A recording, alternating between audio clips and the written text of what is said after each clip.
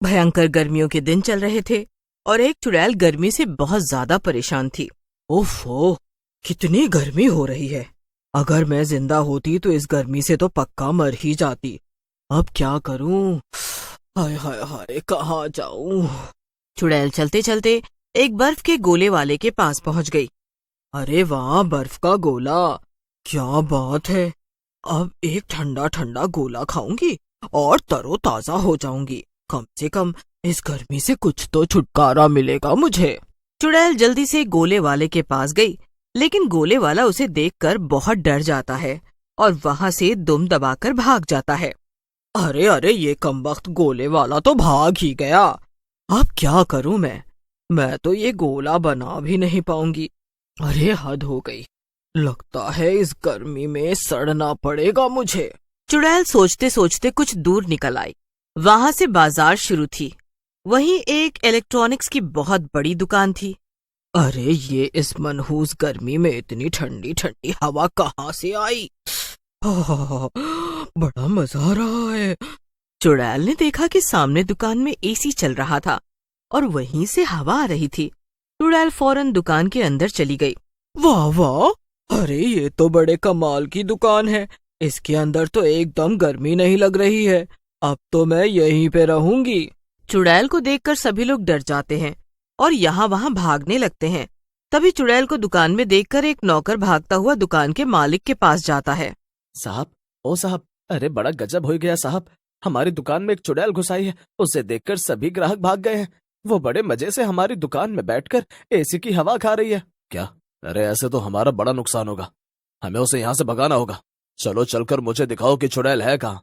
मालिक अपने नौकर के साथ चुपके से चुड़ैल को देखता है। वाह, कहाँ मैं अब तक बाहर गर्मी में सड़ रही थी। यहाँ पर कितना बढ़िया माहौल है। अब तो मैं सारी गर्मी भर यहीं रुकूंगी। मालिक, ये तो हमारी दुकान में ही बसने की तैयारी में है। अब हम क्या करेंगे? क्या हम दुकान छोड़कर चले जाएंगे? तेरा दिमाग खराब हो गया क्या? मैंने अपनी सारी उम्र की कमाई इस दुकान में लगा दी है। मैं इस चुड़ैल को ये दुकान यूं ही नहीं दे दूंगा। ये यहाँ पे ठंडी हवा खाने के लिए बैठी है ना? ठीक है, एक काम कर, जा और जाके दुकान का मेन कनेक्शन ही काट दे। जब दुकान की लाइट चली जाएगी और एसी बंद हो जाएगा, तब ये चुड़ैल अपने आप तंग आकर यहाँ से भाग जाएगी। वाह मालिक, क्या दिमाग लगाया है। ठीक है, मैं अभी जाता हूँ और दुकान की बिजली गुल करता हूँ। इतना कहकर नौकर फौरन दुकान की बिजली बंद कर देता है। बिजली जाते ही एसी बंद हो जाती है और एक बार फिर से चुड़ैल का हाल गर्मी से बेहाल हो जाता है। वो ये सब देखकर परेशान हो जाती है। अरे ये क्या, अभी अभी तो मुझे गर्मी से कुछ राहत मिली थी और ये बिजली कैसे चली गई? ओहो, क्या ठंडी हवा दे रहा है एसी। देखो तो बेचारा कैसे बंद पड़ा है। कोई बात नहीं, कुछ देर यहीं इंतजार करती हूँ। थोड़ी देर में ये फिर से चालू हो ही जाएगा। चुड़ैल काफी देर तक वहीं पर बैठकर एसी के फिर से चलने का इंतजार करती रही, लेकिन जब बहुत देर हो गई तो उसने हार मान ली। अरे अरे, यहाँ तो मेरा दम ही घुट रहा है। बाहर कम से कम थोड़ी बहुत हवा तो चल रही है। अब मुझसे यहाँ 1 मिनट और नहीं बैठा जाएगा। लगता है कि मेरी किस्मत में एसी की हवा खाना नहीं लिखा है। चुड़ैल गुस्से में बड़बड़ाती हुई वहां से बाहर निकल गई और मालिक अपनी जीत पे काफी खुश हुआ। चुड़ैल जैसे ही दुकान से बाहर निकली, फिर से उसे बहुत तेज गर्मी लगने लगी। आखिर में थक कर वो एक पेड़ के ऊपर जाकर बैठ गई। थोड़ी देर में पेड़ के नीचे एक कार आके खड़ी हुई। उस कार में 3 लड़के बैठे हुए थे और आपस में बातें कर रहे थे। अरे राहुल, कितनी देर और? जल्दी से बिन्नू को फोन मिलाना। उससे बोल कि अगर वो 5 मिनट में नहीं आया ना, तो हम उसे छोड़कर अकेले नैनीताल चले जाएंगे। क्या यार, मैं कब से उसे फोन मिला रहा हूँ, वो बस 2 मिनट में आता हूँ कर रहा है। तो चलो उसके घर चलते हैं, ऐसे तो हमें लेट हो जाएगा ना।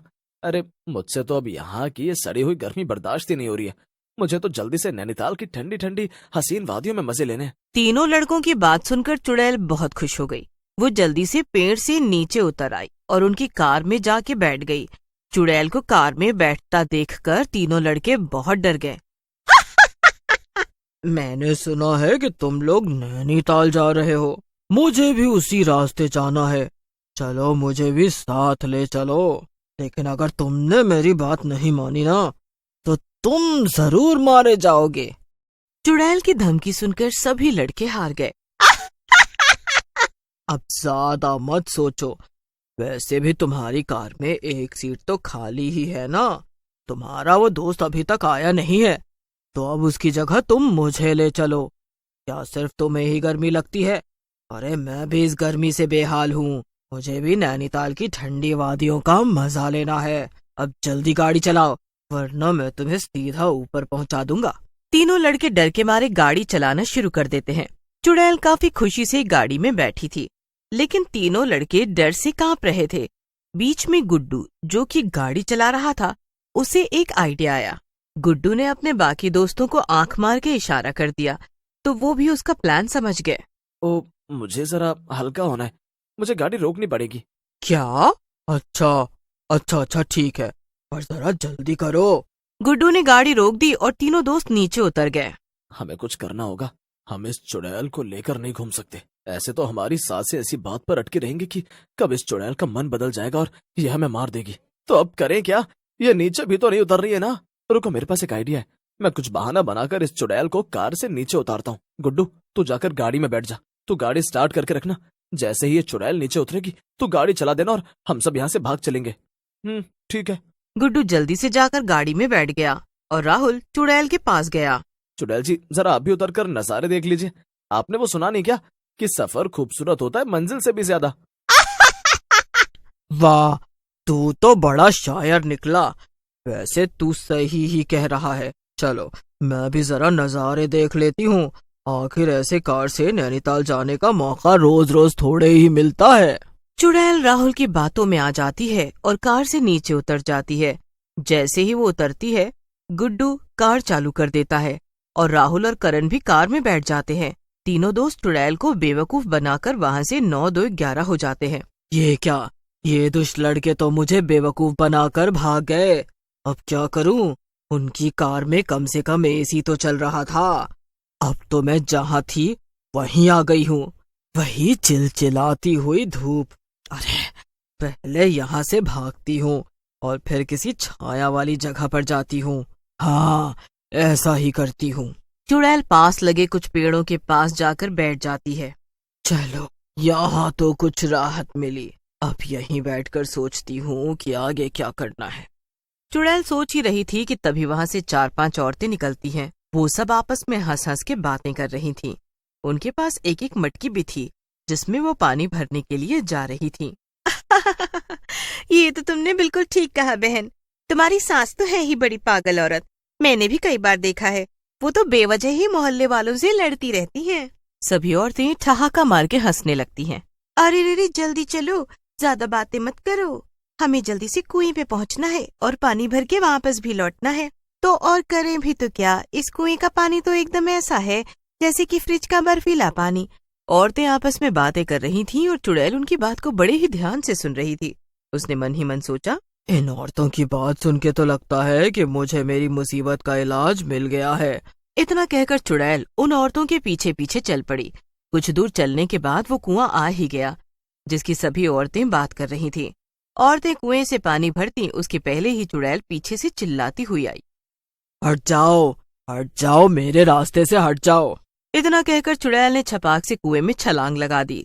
सभी औरतें उसे देखकर दंग रह गईं। वहीं दूसरी तरफ चुड़ैल कुएं में कूदकर बहुत खुश थी। वाह वाह, क्या बात है, कितना ठंडा पानी है। कितना अच्छा लग रहा है।